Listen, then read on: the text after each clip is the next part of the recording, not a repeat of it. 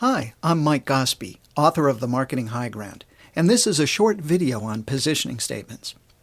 There are 3 steps to building a solid marketing plan. Step 1 is to clearly identify the persona. Personas answer the who question. Knowing and being able to empathize with people who live and breathe in the target market makes a big difference in your ability to connect with them. There are several different types of personas which are used to tune a marketing strategy. Product managers use personas to build a product use case. They focus on how users interact with the product. The focus is operational. Here the product manager is interested in understanding user behaviors, preferences, and expectations. That way, he can more clearly define the functional requirements and prioritize specific features. Marketing managers use personas to build a go-to-market plan and target their messages. These personas help marketers understand the customer's goals, buying process, and decision criteria. Then marketers can prioritize which benefits to promote and thereby tune their messages to be the most relevant and meaningful. There's a lot more information available on personas in my book, The Marketing High Ground series, Personas, and I'll cover more information on this topic in a separate video. Step 2 is to articulate what you offer and why your solution is unique, different, and better than alternatives. This is the positioning statement. Positioning statements can only be created if we understand the persona first. And step 3 is to create compelling, customer-ready messaging. The messaging must tell a story that engages prospects and customers. The focus of this video is on step 2, the positioning statement. But the term positioning statement is a confusing one. So before we define what it is, let's be clear what it's not. When asked to describe their positioning statement, it's not uncommon for a marketing communications manager to boldly recite their slogan or tagline, or have a director of product marketing regale their company's history.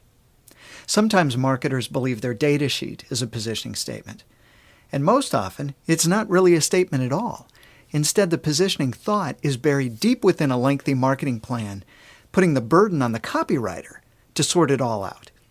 And let's face it, we all know how well that works. The trouble is that when there's no central, clearly articulated strategy that everyone can rally behind, marketers end up working harder than they have to. When there's not a positioning statement acting as a guide, marketers end up producing disjointed marketing campaigns. Messages are confusing or inconsistent. And teams become frustrated because collateral that should have been easy to write ends up requiring many, many rewrites because the team can't agree on what they're really trying to say. And so we take our best shot, and we hope the prospect can read between the lines and figure out what's all important. Trust me, there is a better way. The positioning statement helps your marketing team focus on what's most important. So by definition, a positioning statement is a tool used by marketers to gain internal agreement and clarity around a specific value being offered to a specific target audience segment or persona. The purpose of the positioning statement is to align marketers, product managers, and sales reps so they become a more effective integrated marketing team with a shared view of the market. Failure to be aligned will yield a muddled interpretation of the marketing strategy and a set of messages that are irrelevant, off-target, and frankly confusing to prospects and customers. However, while our messaging will be based on the positioning statement, the positioning statement is not the verbatim message to the customer. It's not the headline of a press release. Preparing customer-ready messaging is covered in a separate exercise I call the message box, and I'll also cover that in a separate video. Positioning statements come in all formats and lengths. This version is based on the positioning theory offered by Jack Trout and Al Ries in their book Positioning: The Battle for Your Mind. The positioning statement template has all of the appearances of being a simple fill-in-the-blanks formula, but don't be deceived. It requires careful thought to develop a unique statement that is focused, relevant, meaningful, and differentiating. It specifies the target audience, or the persona. It includes the product name and the category that defines the product. You might think of the category like this. If your product were to be sold at Walmart or, let's say, a supermarket, what department or aisle would customers look for your product? That's the category. The benefit addresses the specific value these personas care most about, and the differentiator summarizes the reasons why the persona should value your product above the nearest competitive alternative. This example comes from an entrepreneur who developed a cure for jet lag. Prior to engaging the positioning statement, his team conducted the persona exercise and developed a target persona. The persona template and exercise is not included here, except to note the frequent flyer business executive as the Globetrotter persona. Fly Right is the name of his product. The category is a jet lag remedy. So his team debated a number of terms and phrases that spanned herbal supplements to power drinks, and finally decided to use the specific words that the target audience would most likely understand. The customer problem is jet lag, so jet lag remedy became the best category. The benefit ties directly to the specific problem the target audience has, and is often captured in their own words via the persona exercise. In this particular case, the benefit is stated as allows you to stay healthy through the flight and arrive at your destination feeling as invigorated as when you left, so you can get right to work. The final line, the differentiator, compares Fly Right with the nearest alternative. While there are other medicinal remedies on the market to combat jet lag, but as far as the Globetrotter persona was concerned, the most likely alternative were common products, that of sleeping pills and caffeinated drinks. So that became the focus. Once the positioning statement was created and confirmed by testing it with a few customers, the entrepreneur adopted it. His website, the press release, direct mail piece, Google AdWords, and other marketing elements were executed to reflect the central theme illustrated in the positioning statement.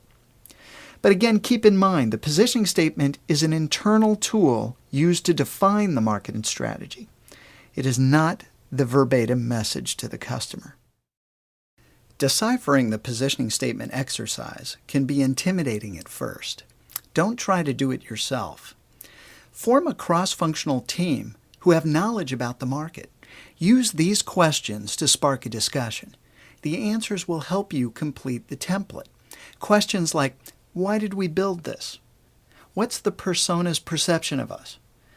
How have they coped without our product or service? What does the competition offer, and how are they perceived by the target persona? What do we believe are the competition's weaknesses? What are their strengths? And what are our firsts, bests, and onlys?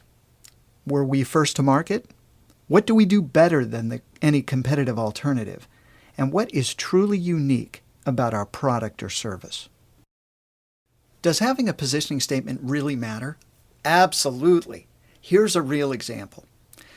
Laura is a PR manager at a high-tech company, and she was frustrated because it took 9 iterations to get a single press release approved.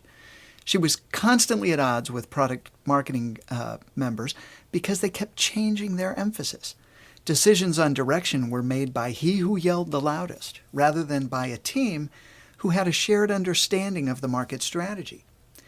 So Laura suggested that they use the positioning statement exercise to help smooth the process and align the team.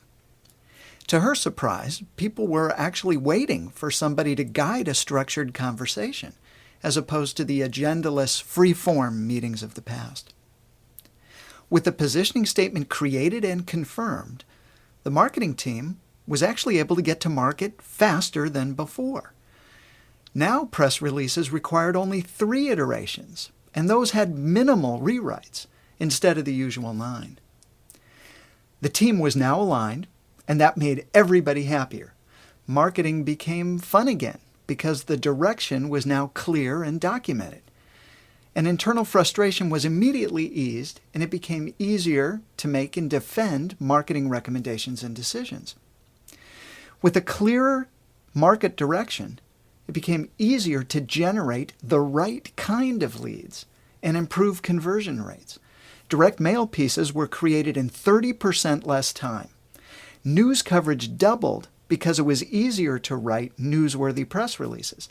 And lead generation campaigns produced 4 times as many qualified leads because the resulting messages were relevant, meaningful, and carefully targeted to the right persona. And this could only be accomplished because a positioning statement had been done to use to align and guide the team. If you are interested in more information on the positioning statement exercise, please check out these books. The Marketing High Ground includes a variety of exercises, examples, and templates for building personas, positioning statements, and customer-ready messaging. Or you can choose a mini guidebook on any one of these specific topics. They're all available at Amazon.com. This presentation is brought to you by Spice Catalyst and Kickstart Alliance. Thanks for your time.